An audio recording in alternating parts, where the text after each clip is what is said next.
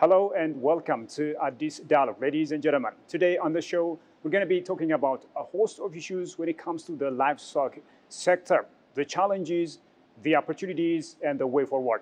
And Professor Appolinaire Djikeng is joining me. He's the Director General of the International Livestock Research Institute. I'm your host, Shifar Raulago. Do stay with us.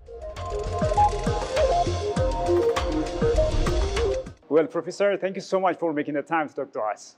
Thank you so much for having me. I'm really excited to have this conversation. Yes, sir, absolutely. So just to quick start our discussion, how important is livestock as a resource for the pastoralist communities? And what are some of the measures that need to be taken in order to beef up productivity and production in the livestock sector? So let me first share my perspective when it comes to agriculture.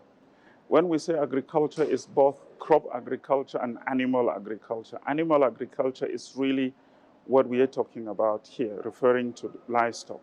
So I'm really excited because as an institution, we have made progress in demonstrating that animal agriculture is part of the conversation that we're having here. And we're at the right place.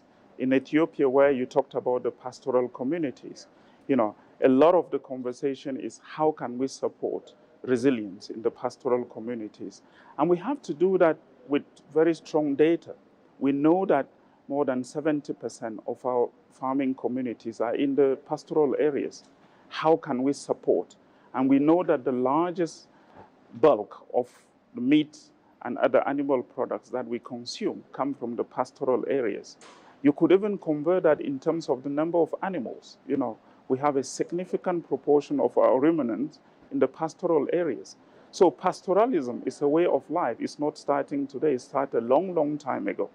We do have an opportunity to really turn that into resilient communities. And we have done a lot of the work to prove that. And some of the conversation here at the summit is really demonstrating how can we build resilient food systems in the pastoral communities. As you know, there's this growing global debate around livestock's contribution to green gas emissions. Is the livestock sector really a threat to the climate? And how can we reshape those narratives when it comes to the livestock sector in a way that can show the realities of low-emission pastoral systems? Yeah. So I think the debate around emission related to livestock system is a debate that we really have to build based on several assumptions. Sometimes we mistakenly assume that livestock sector is homogeneous, it's the same thing. When you look at livestock production, the level of intensification in the global south is very different from what we have in the global south. In reality, looking at emission from the global south is very little compared to what's happening in the global north. That's one. Secondly, what are the other meaning of livestock? Why do people keep animals? It's a social cultural thing. It's a way of building assets. It's a way of maintaining biodiversity. It's an opportunity also to restore ecosystem health. So the debate around livestock and emission is clear. We have to accept that in the global south, where we are, productivity is not where it should be. But using technology innovation that we have at the moment, we can close the productivity gap. We can make the system much more efficient. But again, the debate around livestock is about what people consume. We are looking at places in the world where people are over-consuming. I think those who are over-consuming are different from those who are not even consuming enough. We're in the part of the world where you need to ensure that there is good proteins for children for the first 1,000 of their days in the world. If you miss that, then you miss opportunities of building people who can contribute meaningfully to our community or to our society. So the debate of livestock really has to be segmented around production system, around people actually having access or not to nutritious food. I would argue that in the global north, in other systems where there is a lot of intensification, we can look at reducing. But in this part of the world, we do have an opportunity to close the productivity gap and even turn livestock in the pastoral system as a solution for land degradation, and even turn whatever we can restore in terms of ecosystem health into carbon sequestration. So I do see livestock as an opportunity rather than a challenge. That's a great idea. So moving on from there, as you know, Professor, some advocate for replacing animal source foods such as meat or dairy products with plant-based alternatives. So is such a shift even feasible, in the first place, especially when it comes to countries like sub-Saharan African countries or on the continent of Africa at large? Again, context matters. You have to place any innovation or any new idea in the right context.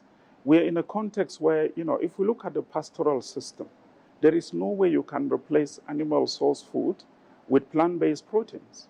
It's impossible, because the definition of pastoralism is a livestock system where farming animals is the only activity. You can have other activities as a byproduct of that. So there is no way you can do it. That's one. It's not practically possible. Secondly, this is also the choices that people have to make to consume. And we're in a places where the quickest way to get people to have nutritious food is through maybe an egg, a glass of milk, or a piece of meat. So I think context really matters. In some places, you can do that. It's an innovation that would work. It can help communities, avert some of the issues. But when you bring that to the region like here, livestock or animal source food will continue to be part of the solution that we have to bring to support people for nutrition, for resilience, in the near future. Depends on the situation and the context, as you said. Yeah, that's a good point. Yeah. As you know, Ethiopia has the highest number of population on the continent of Africa when it comes to livestock population. However, the country is not making the best out of this blessing. So how can we rectify such a dichotomy? So this is where I don't see it as a problem. I see it as an opportunity. So having the highest number of animals on the continent is already an asset that the Ethiopian people can begin to tap onto. It means you have readily available animals for consumption, for export, for producing all kinds of animal products. I think that's one asset. The challenge that we have is that the systems in which we have these animals are not resilient enough. So during drought, we lose our animals. We have intervention to make the system much more resilient. Secondly, we do not have, the opportunities to support and provide, social protection to smallholder farmers, people who hold those assets. And I think I see it as an opportunity rather than as a challenge. Of course, we have animal diseases, we have other problems, availability of feed for animals and things like that.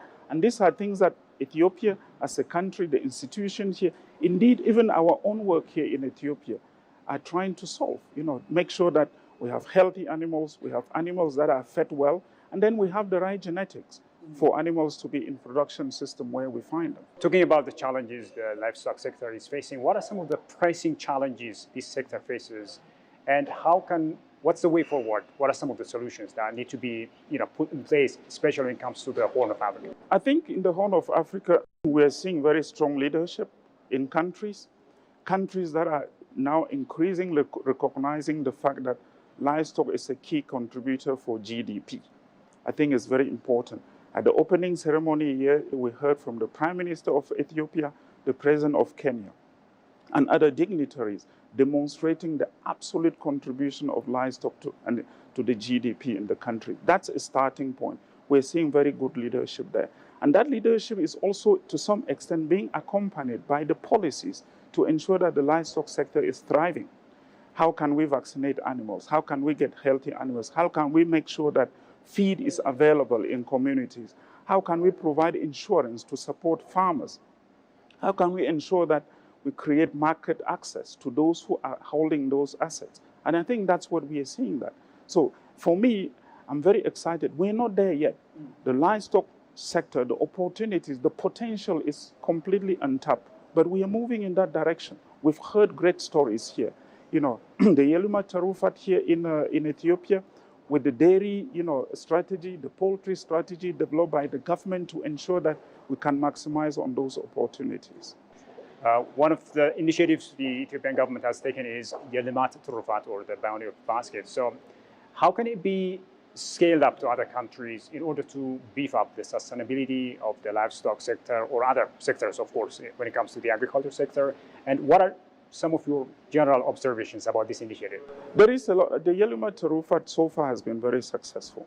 It's managed to bring the country, different sectors together. On top of that, you also have the Sakota Declaration that has been talked about here. We have colleagues, participants coming from other African countries. We had a great session yesterday on partnership. How can the partnership be strengthened to get things, amplified at the same country and even go beyond? I think many people here are learning, sharing their examples back to Ethiopian people to make what you're doing here even better, but also learning from Ethiopia what has been learned, to be taken to other countries. I do see a lot of conversation around learning, which is really encouraging. And for us, technical partners from the CGIAR, we have a very, very good listening ears. What are the countries needed? Where do we need innovation in terms of biological sciences, in terms of data sciences? What can we put on the table to support some of the policies? I think those are the space that we really want to cover. And a lot of that is happening here. How should countries in the Horn of Africa, collaborate and cooperate to come up with the best livestock products that can not only feed themselves, but also that can be exported overseas? And this is where you bring consumer perspective and the private sector. I think it's really, really important. What I'm seeing here is really a very strong foundation for us to get a thriving livestock sector. If you want to export to other markets, to other geographies, what is needed there? I think those are the conversations that you need to have. And I think with that, even at the country level, Ethiopia is very, we have many mouths to eat in the country. So you're producing for your own local consumption. And I'm also very excited to see the middle class growing here, people who are really consuming the product made in the country. So I think for me, would be looking at two different markets. The internal market, what is it that we have to consume as in the country? Then the external, starting with the East Africa region and beyond.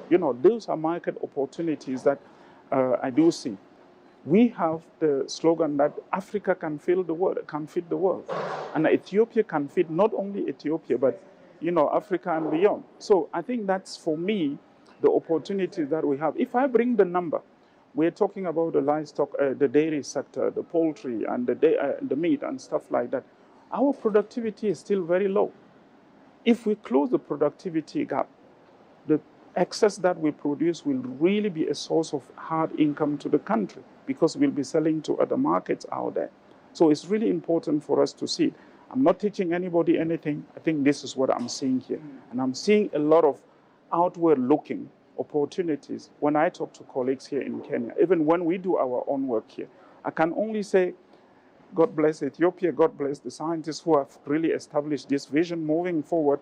And we're really excited and humble to be contributing a small part, to make that thing happening. And we'll also be the agent of change, the ambassadors, to take some of these opportunities and innovations and lessons out of Ethiopia to other places in the world where we work. The International Livestock Research Institute has been instrumental in coming up with, science-based results and findings. In this regard, do you have any specific plans in the future that you'd like to, prioritize? So, as the International Livestock Research Institution, we're very proud to have celebrated 50 years of existence. There's so much that we can say in terms of deliverables, impact within those 50 years. But how are we looking at the future? We have generated innovation. We have provided information to support in various countries and the region. When we look at the future, we're under pressure to deliver. Climate change is really a crisis. How can we address that? We're looking at really tackling a number of challenges. One is, how can we continue to support governments with the information to invest in the livestock sector? That's one of the challenges that we have that we want to tackle. But of course, we don't do this by ourselves. We want to do that with our colleagues in the countries, in the region, to ensure that the potential of increasing the GDP from animal agriculture, from livestock, is continuously monitored, is appreciated, and then the lever is used to make that happen. Secondly, we're talking about resilience. How can we make the livestock sector more resilient? When there is a drought in the Horn of Africa, in Ethiopia and elsewhere, our animals die. Why do they die? Because probably they cannot withstand the heat stress. Can we breed, can we select for animals that will be heat stress tolerant? The answer is yes. These are some of the things that we would like to do. And 3, we're talking about climate change and adaptation and mitigation and stuff like that. Can we provide bundles of solutions from feed, from the right genetics, from nutrition, so that farmers have access to innovations that help them, address these 3 things around genetics, around nutrition, and also around health. If we do that, we believe that with the leadership that we are seeing in the country and also in the region, there will be the right policies and operating environment to support that. That's how we're looking at the future. Thank you so much. I really, really appreciate it. Thank you for those ideas. Thank you so much for your time. Thanks so much for the opportunity. Yes, sir. Big thank you to my guest today, Professor Appolinaire Djikeng, who is the Director General of the International Livestock Research Institute. Many thanks to you, ladies and gentlemen, for having been with us so far. Until I see you next time with yet another program, it's a goodbye from me, Shifaraulag. Thank you so much. Thank you so much. Absolutely. Thanks. It was great being with you.